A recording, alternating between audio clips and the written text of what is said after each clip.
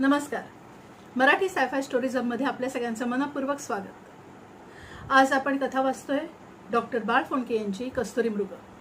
अभिवाचक स्मिता पोतनीस. कस्तुरी मृग.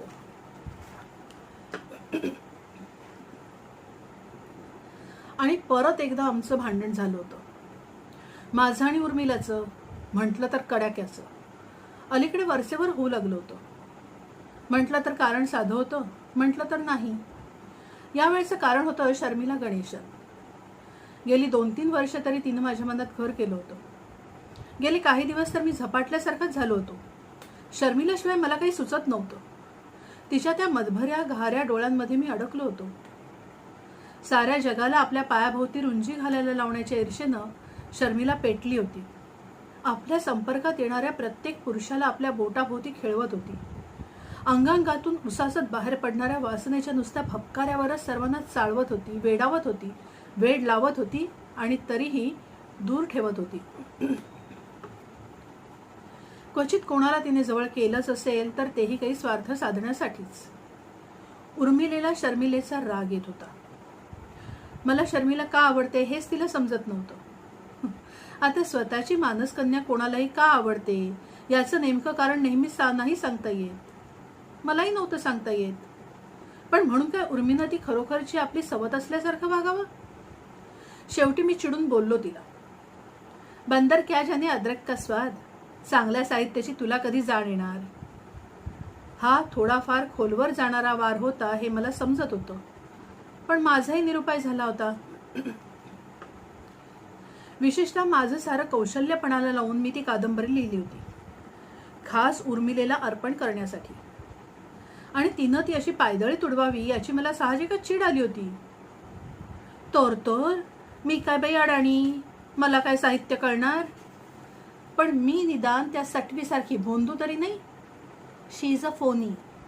त्याऐवजी तिच्या जागी मला जरी घातली असतीत ना तर तुम्हाला पाहिजे तशी एक नटवी अरियल बी. त्याच क्षणी भान सुटून मी तिच्या मुस्कटात मारली होती. यापूर्वी कधीच मी तिच्यावर हात उगारला नव्हता. आजवर कधीच कोणी तिच्यावर हात उगारला नव्हता. आम्ही दोघेही एकमेकांकडे नजर रोखून पाहत राहिलो. मी अविश्वासानं, ती रागानं. तिच्या डोळ्यात अंगार फुलला होता. बंडाचा झेंडा त्यांनी उभारला होता. पण तरीही डोळ्यातून उतू जाऊ पाहणाऱ्या पाण्याचा लोंढा तिनं शिकस्तीनं आवरलाय हे दाताखाली दाबून धरलेला तिचा थरथरणारा ओठ मला सांगतच होता.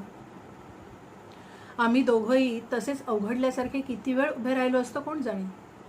तेवढ्यात फोन खणखणला. गुशातच मी तो उचलला आणि त्याच सुरात बोललो, गुरुदास जांभेकर स्पीकिंग. हॅलो गुरु, बापू बोलतोय. फोन माझ्या एजंटचा. बापू मराठीचा होता. माझ्या कादंबरीला प्रकाशक गाठण्याचं काम मी त्याच्यावरच सोपवलं होतं. 70-80 वर्षांपूर्वी लेखकाला स्वतःलाच आपल्या पुस्तकाचं बाळ घेऊन प्रकाशकाकडे खेटे घालावे लागत असत म्हणे. आताही तशीच परिस्थिती राहिली असती तर मी लिहिणंच सोडून दिलं असतं. बोल. म्हणजे शर्मिलाला स्थळ गाठलंस तर? शर्मिला? ओ, म्हणजे तुझं ते नवीन बाळ. छे बुवा, अजून उघडून पाहायलाही मला फुरसत झालेली नाही. मग माझ्या कानांच्या पडद्यांना कशाला त्रास देतोयस? मी चिडूनच विचारलं. हे बघ, त्या रॉकेट सोसायटीशी काहीतरी संबंध होता ना तुझा? हां, दॅट्स राईट, होता. लहानपणी कळत नाही आपल्याला आपण काय करतोय ते. अरे झालंय काय तुला आज? वहिनींशी भांडण झाले की काय? हे चोराला नेमकं कसं कळलं? हे बघ, अंतराळ प्रवासातील नवीन चालू घडामोडींबद्दल कितपत माहिती आहे तुला? बरीच आहे. अजूनही मी त्या विषयाचं वाचन करतो, रिसर्च जर्नल्स चालतो, त्यात संशोधन करणारे बरेचसे वैज्ञानिक मित्र आहेत. पुढे बोल. पुढे काय? मुलांसाठीच्या विज्ञान साहित्याला भरपूर मागणी आहे. हे काय मी तुला नव्यानं सांगायला हवं? आत्ताच मकरंदचा फोन आला होता. मकरंद प्रकाशन पुण्याचे. माहितीये. त्यांना अंतराळ प्रवासावर पुस्तक हवंय, छोटेखानी, 100-125 पानांपर्यंत, 10 ते 16 वर्षांच्या वाचकांसाठी. सोप्या, रसाळ, सहज समजेल अशा पण चटपटीत भाषेत. मात्र त्यातलं विज्ञान अचूक हवं. या मुलांचं ज्ञान चांगलंच वाढलंय आजकाल. मला तुझी आठवण झाली. मग घेतोस ना लिहायला? 2 वर्षांपूर्वी मी राजी खुशीनं स्वीकारलं असतं तुझं आमंत्रण, पण आज मी आता प्रौढ झालोय, बाल नाही राहिलो. माणसाने चंद्र, मंगळ, गुरु, इतर तारका मंडळ कुठेही जावं. माझं एवढंच मागणं आहे की माझ्यासाठी पृथ्वीवरचा हा एवढासा तुकडा मात्र मोफत सोडावा. ही जमीन, हे निकोप घर आणि शेक्सपियर, कालिदास, ह. न. आपटे, केशवसूत, पु. ल. देशपांडे, थोडक्यात ही खऱ्याची दुनिया.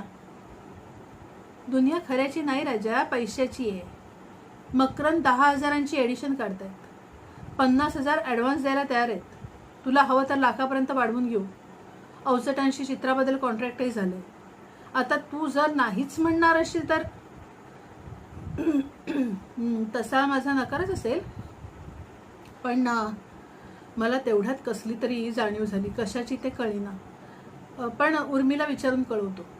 गुड, पण लवकर कळव, मकरंदला घाई आहे. काय म्हणतायत बापू? उर्मीनं कोरडेपणाने विचारलं. तिचे डोळेही कोरडे होते. मी तिला सारं सांगितलं आणि विचारलं, मग काय करावं म्हणतेस? लिहा ते पुस्तक. अगं पण उर्मी, आपण मुंबई सोडून इथे कशाला आलो? तिथल्या त्या भोंदू लोकांचा वीट आला म्हणूनच ना. पैसा मिळवण्यासाठी कोणतंही काम करायचं, प्रसंगी मनही मारायचं आणि गप्पा मारायच्या फ्रीडम ऑफ एक्सप्रेशन्सच्या, विचाराच्या स्वातंत्र्याच्या. एकीकडे सामाजिक बांधिलकीचा उद्घोष करायचा आणि प्रकाशक पैसा देतो म्हणून वाटेल ते चोपडं लिहायला घ्यायचं, आणि मग तेच कसं समाजाला हवंय ते साऱ्या जगाला सांगत सुटायचं. या दुटप्पी वागण्याची चीड आली म्हणूनच ना साऱ्यांशी संबंध तोडून इथे कोकणात निसर्गाच्या सानिध्यात येऊन राहिलो. माझ्या मनाला भावतं तेच लिहिण्यासाठी, फक्त उच्च दर्जाच्या ललित साहित्याचं, कथा कादंबऱ्यांचंच लेखन करण्यासाठी. आणि आता मीही त्याच वाटेनं जावं म्हणतेस? हे पहा, तुम्ही पुस्तक लिहायचं ठरवलंय हे स्पष्ट दिसतंय मला. मला नाही तुम्ही फसवू शकणार. आपण इतरांपेक्षा वेगळं आहोत असं आपण नेहमी म्हणतो ना, तेव्हाच त्यातलं खोटेपण उघड झालेलं असतं. खराखुरा वेगळा असलेला माणूस त्या वेगळेपणाचा सतत जप नाही करत बसत. उगीच आव कशाला आणायचा? आपल्याला मतं असतात तशी आपली किंमतही असते. हे बघ, मी हे पैशासाठी करतोय असं वाटते तुला? चैनीला लागणाऱ्या पैशांसाठी? मुळीच नाही. पण या घरावरचं, शेतावरचं कर्ज सारं फिटायचं, आणि मीही तेच म्हणतीये. व्यवहार कोणाला सुटलाय? मी थोडा वेळ उगीच अळमटळम केलं, पण ते नाटक आहे हे माझं मलाच कळत होतं. त्यामुळे मी माझ्यावरच चिडलो आणि त्याच तिरमिरीत बापू मराठीला फोन केला. त्यानंतर स्वतःविषयीची चीड कमी होण्याऐवजी वाढतच गेली. आपण हरलोत. आपल्यासारखा भोंदू आणखी कोणी नाही. कोणत्याच क्षेत्रात आपण शिखरावर जाऊन पोचलो नाही. आपण सेकंड रेट आहोत. सिंहाचं कातडं पांघरलेल्या लुच्च्या कोल्ह्यात आणि आपल्यात काही फरक नाही. दुसऱ्यांच्या शिकारीचे लचके तोडायचे आणि आपणच शिकार केल्याच्या सिंहाच्या ऐटीनं मिरवायचं. मला माझी ना घृणा वाटायला लागली. त्याचवेळी माझ्या गळ्यात पाठीमागून मिठी पडली. उर्मीच्या त्या मिठीनं तिनं माझ्या मनात चाललेला संघर्ष जाणल्याचं सांगितलं. तिची ती निशब्द मिठीच मला धीर देऊन गेली. त्यानंतर मात्र मी वेळ गमावला नाही. लिहिण्याचा सपाटा लावला. माळ्यावर धूळ खात पडलेली माझी पुस्तकं काढली, जुनी मासिकं काढली, माझे सारे संदर्भ ग्रंथ परत जवळ केले. मुंबईला जाऊन परळकरांशी गप्पा मारल्या. मध्यंतरीच्या काळात झालेल्या नवीन संशोधनाचा मागोवा घेतला. लिहायला लागल्यावर माझ्या विज्ञान लेखातील ज्या शैलीची, धाटणीची सर्व समीक्षकांनी वाखाणणी केली होती, ती शैली आपोआप माझ्या लेखणीतून पाझरू लागली. प्रतिमा सहज सुचू लागल्या. अवघड प्रमेय सांगताना ती सोपी करण्याच्या युक्त्या मनात सहज येऊ लागल्या. माझ्या नकळत माझ्या संपादकीयांमधले उतारे मी उद्धृत करतोय हे मला जाणवलं. उर्मीच्या नजरेलाही मी ते आणलं. हे बघितलंस? मानव एका ग्रहावरून दुसऱ्या ग्रहावर झेप घेत सुटेल आणि तसं करता करता एक दिवस असा उजाडेल, आपल्या सूर्यमालिकेतील पसरलेल्या या अफाट विश्वाच्या, अंतराळाच्या महासागराचा भेद करण्यासाठी तो आपले यांत्रिक पंख झेपावून विहार करायला लागेल. काय वेडपटासारखं लिहित होतो मी भाबडेपणाने. उपमा उत्प्रेक्षांची कशी गल्लत करत होतो. पोरं जाम खुश होतील ते वाचताना. पण आणि केवढा आत्मविश्वास, सळसळ रक्त होतं ना त्यावेळी. खरं सांगायचं तर आपली कोंडी झाली. परग्रह भ्रमणासाठी लागणारा पैसा तर आपल्यापाशी नाहीच. तो उभा करायचा तर दुसऱ्या कोणत्या तरी उपयुक्त कल्पकाला कात्री लावावी लागेल. पण तंत्रज्ञानाची बोंबाबोंब आहे. अणुभट्टीवर चालणारं रॅकेट तयार करणं सोपं नाही. त्यानं निर्माण होणाऱ्या उष्णतेचा निचरा झाला नाही तर ते रॅकेट वितळून जाईल. प्रवासाला निघणार कसं? अनेक अडचणी आहेत. कोलंबसालाही नेमकं हेच सांगण्यात आलं होतं. आणि मॅगलिनला, फ्रान्सिस ड्रेकला. ते जर उमेद हरून बसले असते तर. या अशा गाजरांना भुलणारा गाजरपारखी नाहीये मी उर्मी. तरीही उर्मी एवढा आशावाद घेऊन पाठीशी उभी आहे या कल्पनेनं मी सुखावलोच. नाही कशाला म्हणून. पण प्रश्न तेवढेच नाहीत. आपण सारं विश्व जिंकायला निघालोत, पण आपण आपल्याला, हो खरंच, आपण आपल्याला कुठे जिंकले अजून? आपल्या भावविश्वावर कुठे मात केली आहे? विश्वाचा परिचय करून घ्यायची स्वप्न बाळगतो आपण, स्वतःची तरी ओळख कुठं पटली अजून? माझंच बघ ना, केवळ पैसा मिळवण्यासाठी, पोट जाळण्यासाठी माझ्या तत्वांना हरताळ फासतोय मी. ही एवढी एकच वेळ, फक्त 2-3 आठवडे. नंतर कधीही असलं पुस्तक परत लिहिण्याच्या भानगडीत पडू नका. झालं? लहान मुलाची समजूत घालावी तशी माझी समजूत घालत उर्मी म्हणाली. मी मग झटून कामाला लागलो. तिनं म्हटल्याप्रमाणे खरोखरच 2-3 आठवड्यात मी लेखन पूर्ण केलं. भारा भागवतांच्या आणि हो जुल्स वर्न्सच्या देखील चंद्रावरच्या स्वारीपासून सुरुवात केली मी. रामानं चंद्रासाठी धरलेला हट्ट आणि मारुतीनं जन्मताच घेतलेली सूर्यावरची उडी यांची मी पार्श्वभूमी दिली आणि अनादी अनंत काळापासून सुरू झालेली ही सफर भविष्यात नेऊन सोडली. आपल्या सूर्यमालिकेपलीकडे, विश्वाच्या ज्ञात टोकापर्यंत, पुढील अज्ञाताचा शोध घेण्यासाठी. अंतराळ विज्ञानातील अनेक सूत्रांचा, तंत्रांचा उहापोह मी केला. ऑर्बिटल टेक्निक्स, अंतराळ स्थानक, उल्कांपासून असलेला धोका, अंतराळात पडून राहिलेला कचरा, चांद्र वसाहती, अनेक. वाचता वाचता मन आणि शरीरही थरारून उठेल आणि पृथ्वीवरचे पाय सुटून आकाशाला गवसणी घालण्याची स्वप्न डोळ्यांसमोर तरळायला लागतील अशी माझी लेखणी चालवली मी. आणि शेवटी तर माझ्या बालक वाचकांना संदेश द्यायलाही विसरलो नाही मी. चला तर अंतराळवीर होऊया. या प्रकरणामध्ये अंतराळवीर होण्यातल्या साहसाचा तसंच वास्तवाचाही परिचय मी त्यांना करून दिला. केवळ बलदंड शरीराच्या जोरावर एकांटा शिलेदार बनून मोहिमांवर निघायचं हे दिवस नाही त्याची जाणीव करून दिली. अंतराळवीर होण्यासाठी प्रखर बुद्धिमत्तेची कशी आवश्यकता आहे, त्याला गणित, रॉकेट्स, इंजिनिअरिंग, त्रिमिती, भूमिती, अणुभौतिकी, खगोल विज्ञान, नॅव्हिगेशन यांच्या अभ्यासाची कशी जोड द्यायला हवी हे सांगितलं. पण ते नाउमेद होतील अशा रीतीनं नाही, तर त्यांचे बाहू फुरफुरायला लागतील अशा तऱ्हेने. मी स्वतःच थोडासा भारावून गेलो होतो. मकरंद भलतेच खुश झाले. पहिलीच आवृत्ती त्यांनी 20,000ची काढली.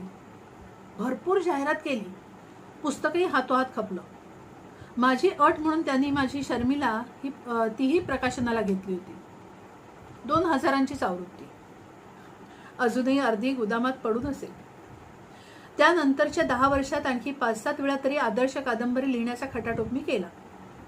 आणि प्रत्येक वेळा जाऊ दे, मान सांगावा जनात, अपमान गिळावा मनातल्या मनात. पण या गिळणालाही मर्यादा असतात, सहन करण्यालाही मर्यादा असतात. सूर्यास्तानंतरच्या कातरवेळी घरी परतणाऱ्या पक्ष्यांच्या झुंडीकडे पाहत व्हिस्कीचा ग्लास हाताशी घेत अंगणात बसलो की मागे वळून पाहत आयुष्याचा ताळेबंद जमावासा वाटतो. काय कमावलं मी आणि काय गमावलं? तसं म्हटलं तर लेखनावर कमाई बरीच झाली. त्याचमुळे तर आज इथं निसर्गाच्या सानिध्यात आरामात राहतोय मी. सगळ्या गरजा विनासायाच भागतायत. पण असे अनेक जीव असतात, त्यांच्यातलाच एक मी. स्वतःची अशी वेगळी कमाई काय? मारे मातीचे पंख चिकटून भरारी घ्यायला निघालो होतो. पंखही गळून पडले आणि अहंकारही. लेखक म्हणून नाव झालंच नाही. निष्कारण कष्ट झाले आणि त्या अपयशाच्या या सततच्या बोचण्या. उगीच 2-4 फुटकळ समीक्षकांनी काय 2-4 चांगले शब्द काढले असतील. पण समीक्षकांचे शब्द ते, त्याचा अर्थ चांगला आहे हेही मुठभर लोकांपलीकडे इतरांना समजणं दुरापास्तच. खरंच काय कमावलं मी आजवर? अशा वेळी जिभेवर रेंगाळणारी कडवट चव व्हिस्कीची असं शब्देवर सांगणं नाही जमायचं मला. त्या दिवशीही असाच बसलो होतो, पर्युत्सुक अवस्थेत. फक्त हाताशी ग्लास नव्हता, कारण इतक्यात दूरवर हायवेच्या दिसत्या टोकाला मोठा धुराळा उडाल्यासारखा दिसला. कुणीतरी फार घाईत होता, वेगानं येत होता. थोड्या वेळानं धुराळा खाली बसल्यासारखा झाला आणि त्यातली जीप स्पष्ट दिसू लागली. माझ्याच दिशेनं ती येत होती. बघता बघता ती जवळ येऊन थांबली आणि एका तरुणानं डोकं बाहेर काढून विचारलं, गुरुदास जांभेकर कुठे राहतात? इथेच, मीच गुरुदास. तो थोडासा गडबडल्यासारखा झाला, पण लगेच सावरत जीप बंद करत तो जीपमधून उतरला आणि लाजतच त्यानं विचारलं, तुम्ही म्हणजे can you spare me some time? एरवी आगंतुकांना हाकलून लावलं असतं मी, पण माझा मूड चांगला होता, कुणाशी तरी गप्पा मारण्याचा होता. Sure, come in. कुठून आलात? मुंबई. ओ माय गॉड, या चांगलेच थकला असाल.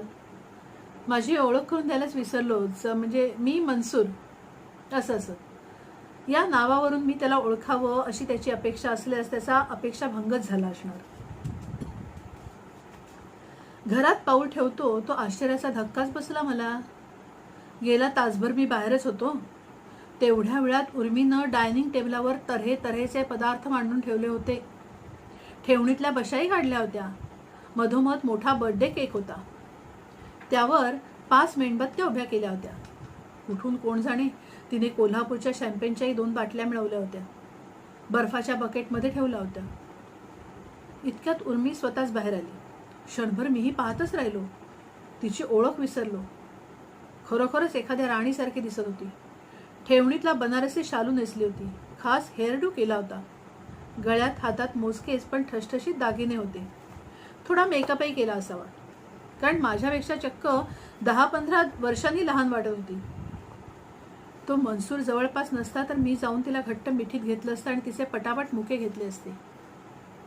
मनसूरही इम्प्रेस झाला असावा. पाहतच राहिला होता. मी ओळख करून दिली.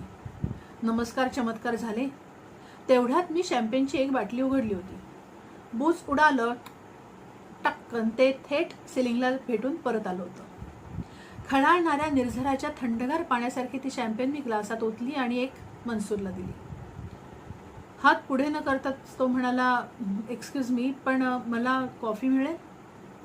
मी दुखावलो. थोडाफार चिडलोही.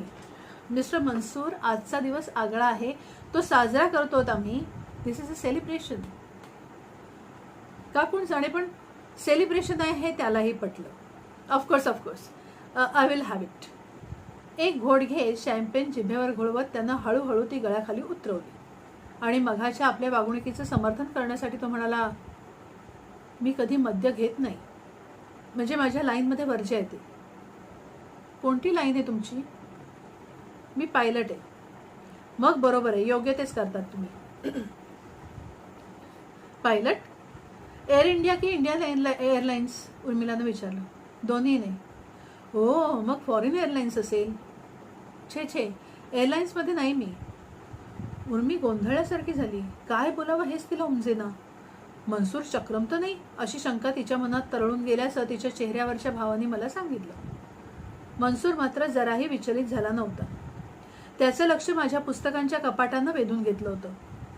त्या साऱ्या पुस्तकांची पाहणी करण्यात तो घडून गेला होता. मला त्याच्याबद्दल आत्मीयता वाटू लागली. असा कोणी समानशील ग्रंथप्रेमी भेटला की नेहमीच मला आनंद होतो. पण इतक्यात तोच वळला आणि त्याच्या चेहऱ्यावरची निराशा माझ्यापासून लपून राहिली नाही. तुमचं अंतराळ प्रवासावरचं पुस्तक नाही दिसत इथे, आणि दिसणारही नाही. त्याची ती आवृत्ती केव्हाच संपली आहे आणि नवी काढायची तर ते अप टू डेट करायला हवं मला. आवृत्ती संपली हे तर मलाही माहिती आहे, नाहीतर नवं घेतलं असतं मी. पण इतर सगळे आहेत ना, ती पहा, त्या पुस्तकाचं काय एवढं?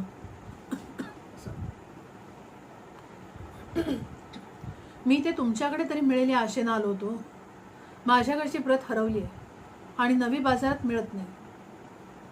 वर कदाचित अडगळीत एखाद दुसरी कॉपी पडली असेल. अडगळीत? हो, म्हणजे फारसा अभिमान वाटावा असं नाहीये ते पुस्तक.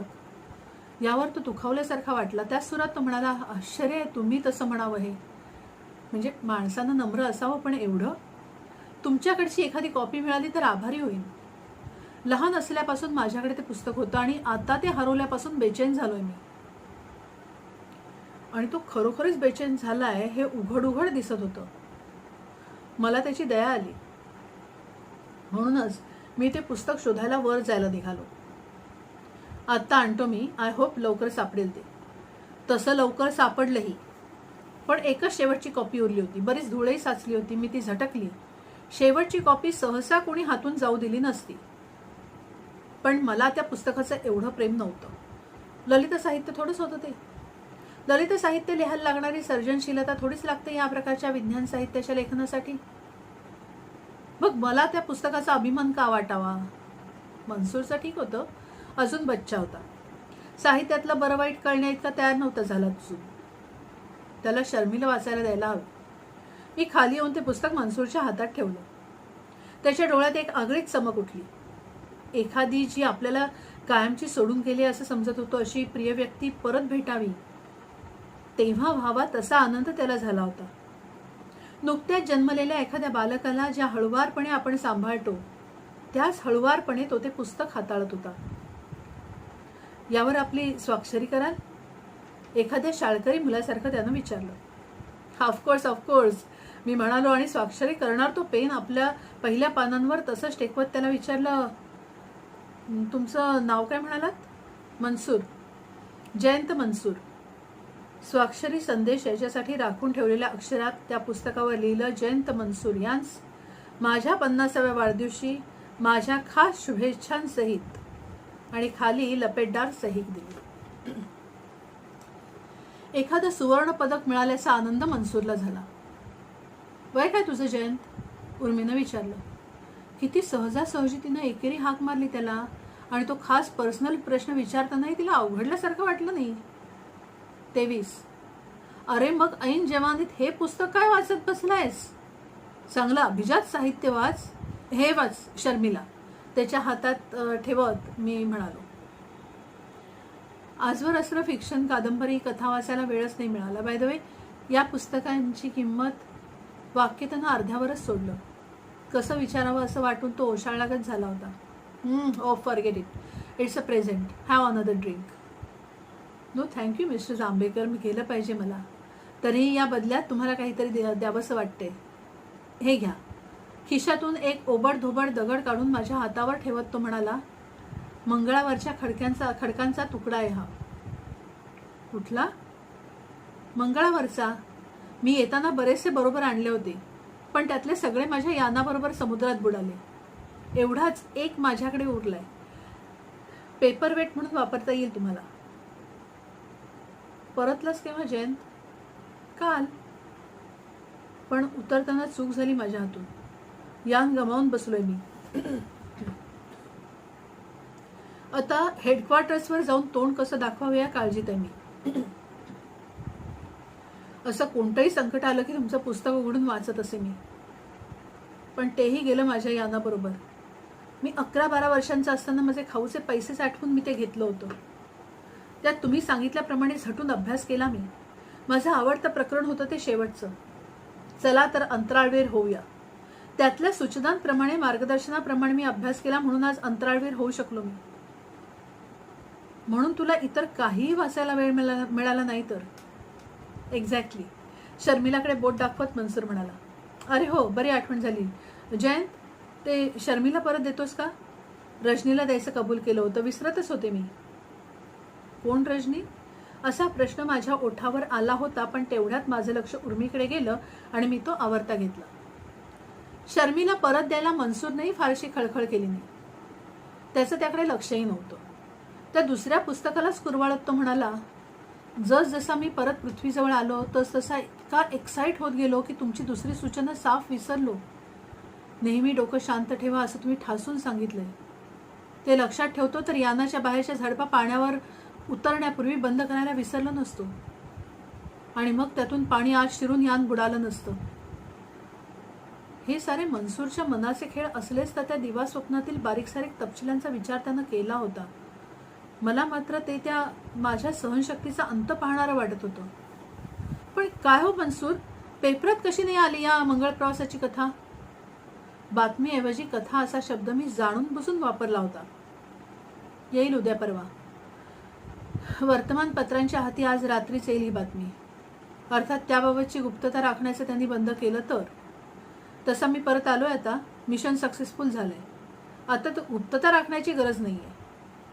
पण पण हाऊ इज दिस पॉसिबल? अंतराळात अजून कोणीही एखादं स्थानक स्पेस स्टेशन बांधलेलं नाहीये. पण तुम्ही इथून मंगळापर्यंत काय एका झेपेत प्रवास केलात? हो ना, ॲटॉमिक एनर्जीवर चालणारं होतं माझं यान. इंधन म्हणून द्रवरूप हायड्रोजनचा वापर केला मी. दॅट्स इम्पॉसिबल, मी ओरडलोच. आणि मग स्वतःला सावरत म्हणालो, unless a secret process has been developed. That's right. नवीन अजूनही गुप्त ठेवली गेलेली प्रोसेसच वापरली आम्ही. म्हणजे पहा, एव्हरी मॉलिक्यूल हॅज अ. नंतर कधीतरी सविस्तर समजावून सांग हं जयंता, मध्ये चढवत उर्मी म्हणाली. आता हे आय एम सॉरी, तुमची पार्टी आहे हे विसरलंच होतो मी. म्हणजे माझ्या नादात खरं म्हणजे असं गेट क्रॅश करायला नको होतं मी. पण आय एम सॉरी. निघतो मी. वा वा, तशीच बरी जाऊ देईन मी तुला. निदान केकचा तुकडा तरी घेतलाच पाहिजे. थँक्यू. पण या पुस्तकानंच पोट भरलंय माझं. येतो मी. चला, तुम्हाला सोडायला येतो मी. त्याच्याबरोबर बाहेर जात मी म्हणालो. बाहेर मस्त थंडगार वारा सुटला होता. त्याबरोबर येणारा पलीकडच्या भरल्या शेतांचा सुगंध नागपुड्यांना सुखावत होता. खोलवर श्वास ओढून घेत मनसूर म्हणाला, हाय एन्व्ही यू मिस्टर जांभेकर. तुमचा हेवा वाटतो मला. हेवा? कशासाठी बुवा? आयुष्यात सगळं काही मिळवलंय तुम्ही. A good family, lovely wife, पैसा, कीर्ती आणि इतकी उत्तम पुस्तकं लिहिता तुम्ही. Good night Mansoor. तो गेला. त्याला कसं समजावणार होतो मी? जे कमवावंसं वाटत होतं ते मात्र कधीच नाही कमावू शकलो मी. परत घरात येतो तो उर्मी दारातच उभी राहून तो गेला त्या दिशेने पाहत उभी राहिली होती. जणू तो अजून तिच्या नजरेच्या टप्प्यात होता. फक्त 23 वर्षांचा. आपला असता तर एवढाच असता. माझ्याही काळजात कळ उठली. उर्मीच्या उरातल्या जखमेवरची खपली बहुधा मनसूरच्या येण्यामुळे निघाली असावी. तिचं सांत्वन करावं म्हणून मी म्हणालो, वेडगळ पोरगा, अफूल. स्वतःची सुद्धा इतकी फसवणूक करावी माणसानं.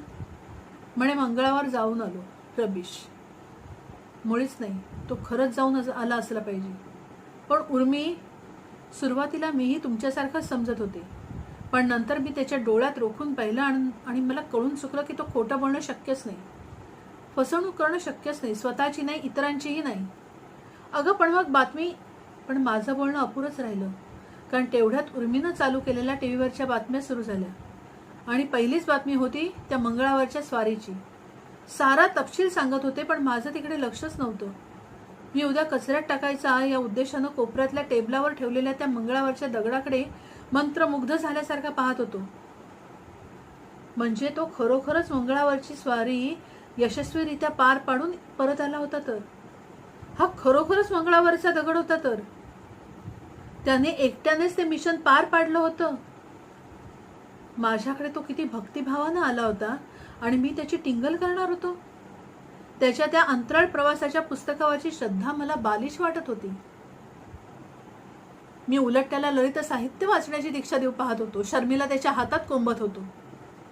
गुड लॉर्ड, काय करणार होतो मी उर्मी?